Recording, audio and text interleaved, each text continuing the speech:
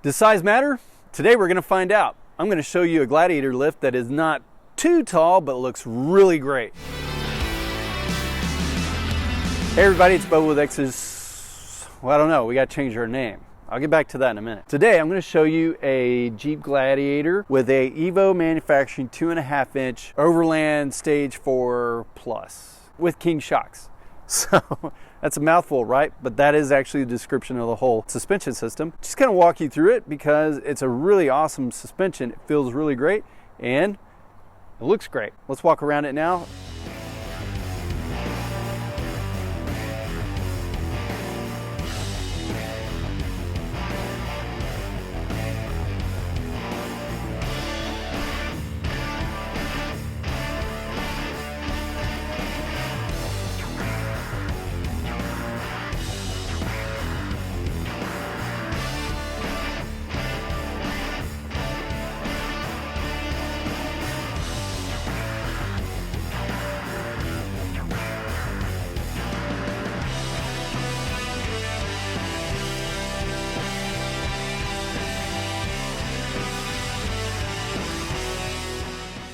Bonus time, since I know everybody's going to ask about this Jeep anyways. Yes, it's the General Lee.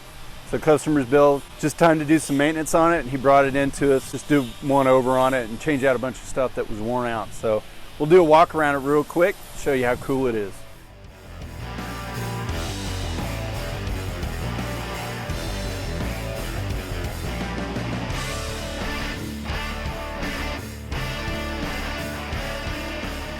So first things first, customer calls me up. He has a brand new 2020 Jeep Gladiator Rubicon. He works in the oil and gas industry. He uses this thing every day at work. So he doesn't want too much lift on it because he's going to be reaching in the back of his truck and getting tools out all day. We got to think small. And he also wants to run 37-inch Nitto trail grapplers.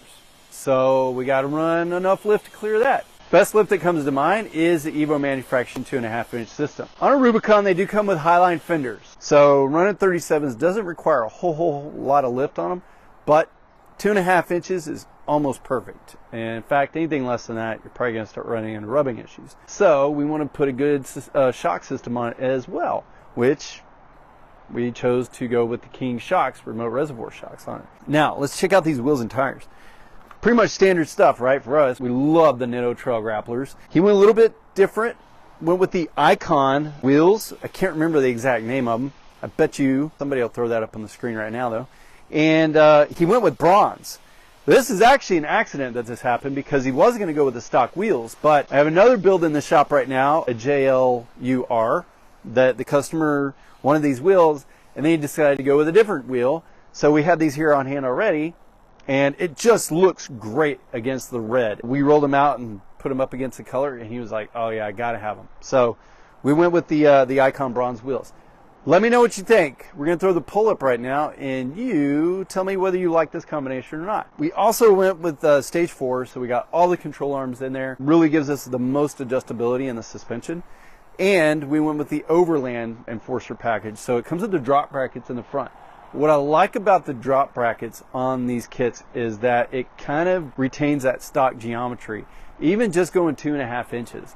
Because quite honestly, the only difference between this kit and a 4.5 inch setup is the springs. I believe that we can reuse these same shocks with a 4.5 inch setup. So if the customer decides one day he wants to add a little lift to it, we just got to throw in the 4.5 inch springs, make some adjustments on the control arms to correct the driveline angles and the caster in the front, and he's good to go. Think about that when you're choosing your setups. The other thing that was kind of cool that we added to it was this Baja Designs 40-inch light bar, amber. We'll also be adding a 30-inch amber bar in the back because he spends so much time on dirt roads, and if you've ever been out in the West Texas oil fields, it gets pretty dusty. So you want to be able to light something up, amber, that's going to cut through that fog or that dust and let others see you. It's more about others seeing you than you seeing others. 40-inch amber light bar up here in the front with the Baja Designs cowl mount. Really simple install up here. We tied it into his factory upfitter switches, and then same thing on the rear. We'll add that 30-inch amber bar in the back, wire it into his factory switches as well.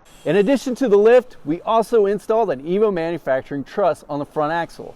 Those big old 37-inch travel grapplers running on some dirt roads out in West Texas, gonna put a lot of stress on that.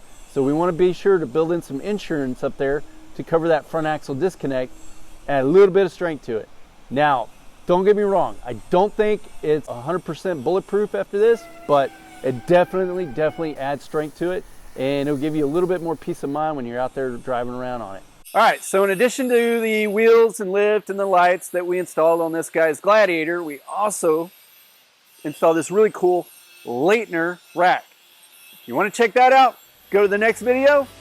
And if you have any comments about this build, be sure to let us know. We really want to know what you think about it.